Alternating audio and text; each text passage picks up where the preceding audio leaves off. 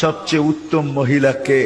আলী রাদিয়াল্লাহু তাআলা আনহুকে জিজ্ঞাসা করছে, বলছে ফাতেমার চেয়ে উত্তম মহিলা আর কেউ হতে পারে না। বলছে ফাতেমার স্বভাব কি?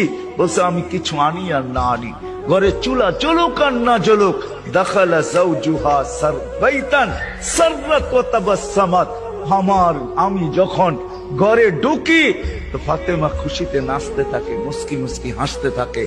আজ পর্যন্ত ফাতেমা জিজ্ঞাসা করে নাই কিছু আনো নাই কেন, হাত খালি কেন। আবার এটাও বলছে 2 টোকা আমার কোনোদিন দিতে হয় না, 1 টোকা দিতে দেরি। ফাতেমা দরজা খুলতে দেরি করে না। জিজ্ঞাসা করছি এত তাড়াতাড়ি দরজা খুলিস কি করে?